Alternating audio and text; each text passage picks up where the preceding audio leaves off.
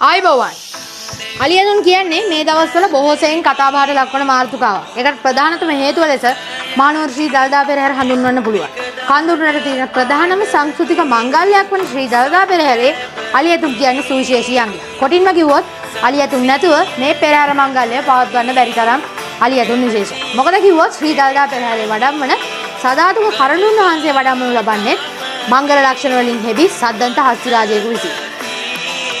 හැමදාම විශ්වයේ තොරතුරු ඔබට කියන අපි අද කතා කරන්න යන්නේ ශ්‍රී ලංකා දීපේ දැනට සිටින ප්‍රධානම සද්දන්ත මංගල හස්තිරාජයන් තුන්දෙනා ගැන. එහෙනම් අපි යමු වීඩියෝ එකට.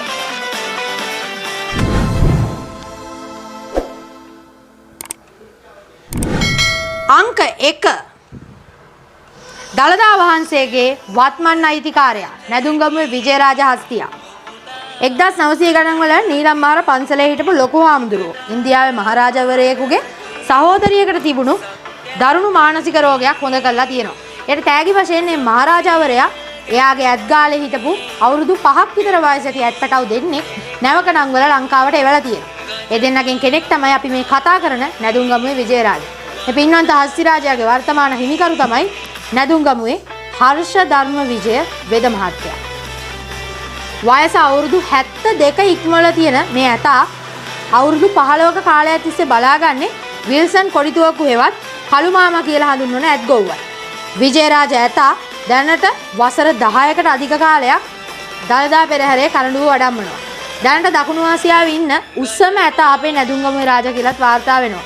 මෙයා මුලින්ම පෙරහැරට සම්බන්ධ වෙන්නේ 2005 වර්ෂයේදී. එදා ඉඳන් නැදුම්ගමුවේ රාජා පයින් තමයි නුවර එන්නේ හැම පෙරහැරකටම. අංක 2 දළදා ඇත්පන්තියේ ආඩම්බරකාර මහරජතුමා ඉන්දිරාජ හස්තියා. ඉන්දියාවේ එකල සිටි අග්‍රාමාත්‍ය රජීව් ගාන්ධි මහතා 1986 දී ලංකාවේ ශ්‍රී දළදා ඇත්පන්තියට පූජා කළ ඇතෙක් තමයි ඉන්දිරාජා. ඉන්දියාවේ සිටින කාලයේදී මොහු හැඳින්වුවේ බසීර් යන නමින් වුණත් මොහු ලංකාවට ඉන්දියාවෙන් පැමිණ ඇතෙක් නිසා මොහුව ඉන්දිරාජා ලෙස හැඳින්වුවා. දැනට ශ්‍රී දළදා මාලිගා හස්තිරාජ පන්තියේ සිටින නායකයා හා රජු ලෙස මොහුව හඳුන්වනු ලබනවා.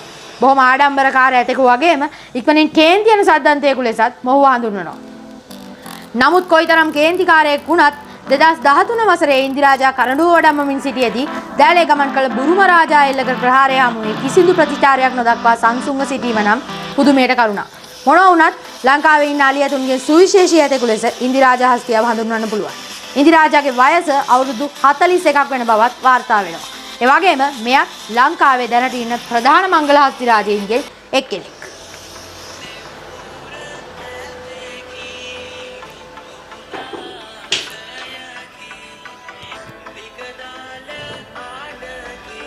අංක 3 රුහුණේ ගෞරවය රැකි රුහුණු කුමරු කතරගම වාසනා. අනුරාධපුර දිස්ත්‍රික්කයේ කැලේක අතරමංව සිටි ඇත්පැටකු වාසනා පින්නවල අනියනාතාගාරයට රැගෙන යනවා. ඉන් පසුව එවකට වනජීවී අමාත්‍යවරිය වූ විමලා කන්නංගර මැතිණිය තමයි මෙයව කතරගම දේවාලයට පූජා කරන්නේ. රුහුණු කතරගම මහා දේවාලයේ වර්තමානයේ වාසය කරන වාසනා ඉතා තේජාන්විත මෙන්ම ලස්සන අලංකාර විශාල දල යුගලයකටත් හිමිකම් කියනවා. මෙයාට දැනට වයස අවුරුදු 50ක් පමණ වෙනවා. වාසනා හස්තිරාජයා උසින් අඩි 11ක් පමණ වෙනවා. මොහුගේ ජීවිතේ මුහුණ දුන් බිහිසුණු අත්දැකීම් දෙකක් තියෙනවා. එකක් තමයි වාසනා පයින් නුවර ගියපු වෙලාවක 18 වංගු ප්‍රදේශයේදී වෙඩිපාරක් එල්ලවීම. අනික් එක තමයි මෙයා කතරගම පෙරහැරේ දේවාභරණ වඩම්මපු වෙලාවක කතරගම පෙරහැරට බෝම්බ ප්‍රහාරයක් එල්ල වෙලා තියෙනවා. නමුත් වාසනා තනියම දේවාභරණ අරගෙන ගිහින් එවකට හිටපු දියවඩන නිලමේවරයාට බාර දීලා තියෙනවා. ඒකෙන් වාසනාට තුවාල සිදු වෙලා තිබුණත් ප්‍රතිකාර කරලා ඒක හොඳ වෙලක් තියෙනවා. අනික තමයි මෙයා මංගල ලක්ෂණ වලින් පිරිපුන් නැතෙක්. දළදා පෙරහැරේ සදාතුක කරඬුව වඩම්මන ප්‍රධාන හස්තිරාජයන් තින්දෙනාගෙන් කෙනෙක් තමයි මේ වාසනා. මෙයාට තියෙන ලස්සන ගෝමර රටාවක් වගේම ලස්සනට ඉදිරියට නෙරපු තේජාන්විත දළ දෙකක්. කතරගම් පෙරහැරේ දේවාභරණ වැඩමවීම වාසනා තනියම තමයි සිදු කරන්නේ.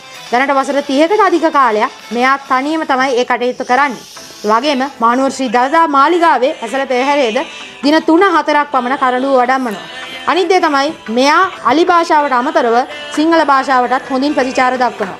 වචනේ පරිසමාප්ත අර්ථයෙන්ම වාසනාවන්ත ඇත්රජෙකු වන වාසනාට දීර්ඝායුෂ ප්‍රාර්ථනා කරමි.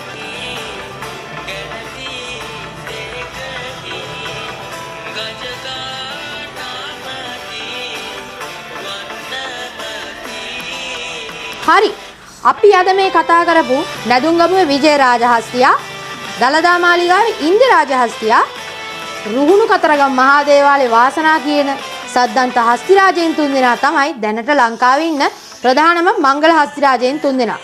ඒ වගේම අපි ඉදිරියට සිංහරාජා, මාලිගාවේ හිටපු මහරජාතා, ඒ වගේම කාවේරි රාජා, මියන් රාජා, බුරුම රාජා, නවම් රාජා, විජය රාජා, හෙවත් තායි රාජා, මුතු රාජා, ජන රාජා, මිගාරතා, සින්දු, රාජු, කැලණියේ කණ්ඩුල හස්තියා, ඒකදන්ත හෙවත් නිලමේ යතා, කුලතිසි රාජා, කෝට්ටේ රාජා, බෙල්ලන්විල මියන් කුමාර් ගැන එහෙම වීඩියෝ ගේන්න බලාපොරොත්තු වෙනවා.